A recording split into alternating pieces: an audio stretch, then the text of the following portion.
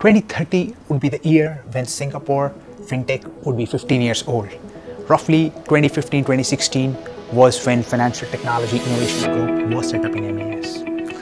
As we stand now in 2023, roughly the midpoint of this 15-year journey, it is a great time to reflect upon what are the other areas which fintech can develop in Singapore, how fintech can be a force for good, how Fintech Nation as a community platform could support and enable that vision for 2030.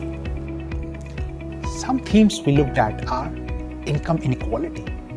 Fintech has to solve some of these burning issues in society where the economically weaker sections of the society post-pandemic are looking for ways to come back, looking for ways to bounce back in a higher inflation environment. There are sections of society like platform workers, gig workers who need support. Singapore has become one of the first countries globally to have mandatory insurance for food delivery, ride-hailing, company drivers and riders. It also mandates CPF contribution, just like a retirement fund for these people. Now, fintech solutions needs to come at the forefront to enable these requirements. So regulations can do a certain part.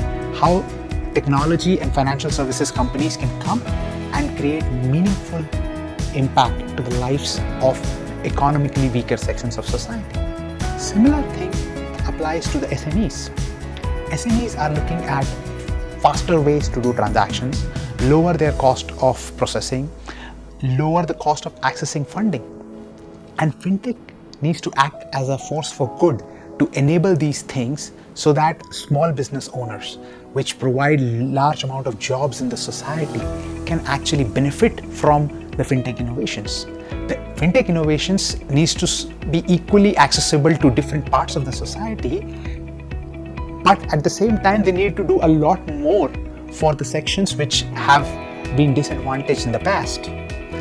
We look at insurance benefits, how smaller companies could access these benefits to provide for their staff, to provide for the family members of the staff, how to have solutions which are focused on bridging these gaps in the society to make it a better world for all participants and ensure that fintech is there to play its role in making it a better world for everyone. One more important theme for Fintech Nation from that perspective is democratization of access. And democratization of access does not mean ensuring everybody can get a bank account or everybody can get the insurance or get the payment instrument they want. Singapore has done reasonably well on that front. But the real democratization of access is around how do people access their own data? Can they have ability to use that data to get better access to services? Can they use that data to get better pricing for the services they can? Ability to share that data in a way which creates a new value for the consumer, a way in which the financial institution incumbents, the regulators, the fintechs and the consumers can have a fair discussion about what is the cost of offering that infrastructure. An open API, free for usage for everybody, has challenges around somebody has to bear the cost of providing that infrastructure. So having that kind of conversations where there is a value creation, sharing of cost between right partners in an ecosystem to create impact for those use cases. SG Fintech in Singapore has achieved some of these outcomes and it is on that path. But for that impact to reach the last parts of the society, then there need to be a lot more inclusive way and a probably Asian approach, an Asian focused approach about how consent, open API, open banking, open insurance contextualizes in a world where financial institutions have a lot more deeper relationship with the consumers, with the society and with the nation as a whole. So that trust element, that legacy element of financial institutions in Asia needs to be factored in as we develop democratization of access to consumers, to fintechs and to companies. SG Fintechs, which is a very unique Singaporean phenomenon in which consumers can access their financial spending, their mortgage, their insurance in one place. that is a very good way to look at as a stepping stone for doing financial planning. But in order to do it more holistically and bring it to the last mile, it needs to expand its scope to include fintechs inside, while ensuring that there's a right sharing of data and it's not that the financial institution incumbents are the only contributors. A win-win propositions around financial institutions who are the custodians of the trust historically are able to create solutions which create value for the end consumers while enabling innovation opportunities by the younger startups. And that holistic collaboration between startups, consumers, incumbents, and regulators is what will bring real democratization of access in the financial services ecosystem. Foundation of financial services and a bedrock of what we try to do at Fintech Nation. Singapore has a legacy of financial institutions being set up here as a historical port city, as a center of trade and commerce. And what Singapore has is that legacy of trust, the legacy of institutions, institutional knowledge. And that legacy word is the real power. It gives you that trust, but it also puts a huge onus on you to know when to learn new things and unlearn some of the processes, some of the bureaucracy, some of the systems as we move forward. That onus on Singapore to constantly unlearn and relearn so that we do not lose our agility while strengthening and expanding on the trust we have as part of the legacy of last 150 years as a financial center, as a trading hub. Singapore has an aging population with a limited number of inhabitants on this lovely red dot island. What that creates is a unique opportunity as well as challenge.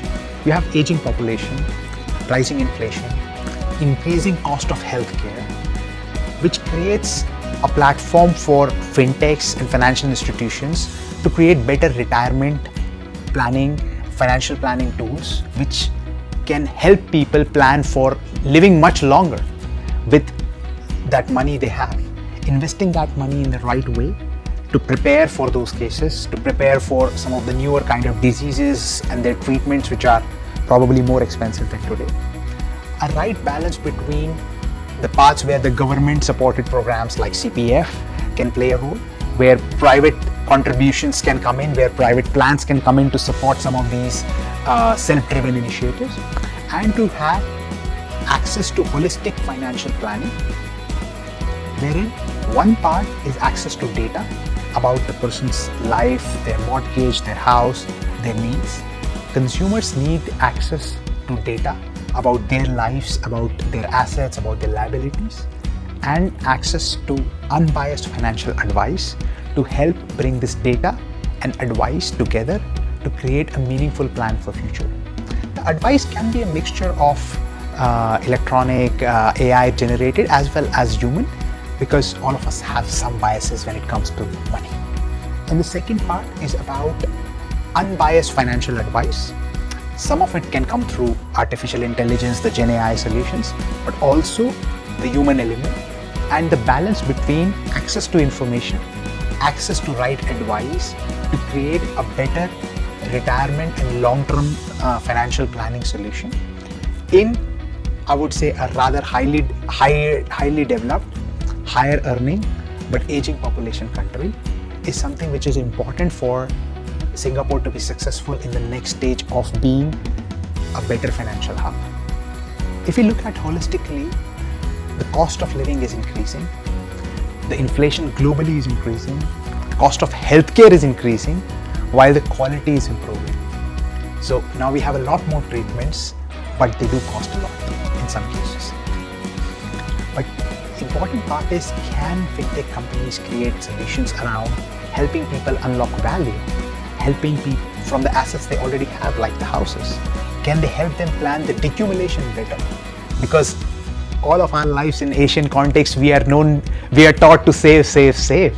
But there is a time of a life when we need to start spending it because our earning power stops growing from that perspective.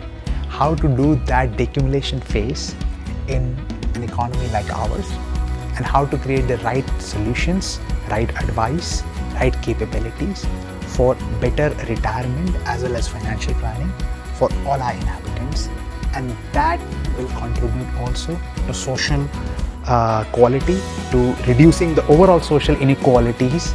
If we can help people plan it better, it also helps make the overall society more cohesive and make it a better place to be. In order for Singapore to become a place to be where people from all over the world see this as a beacon of development, beacon of prosperity and happiness, Singapore needs to constantly strive to develop this balance and enable people to have a better planning of their lives and balance the social inequalities to make it one of the better places and happiest places in the world to be. The unique Singaporean model of public and private institutions coming together to make this a very cohesive set of development attracts talent and capital from all over the world and continues to make Singapore a vibrant fintech hub.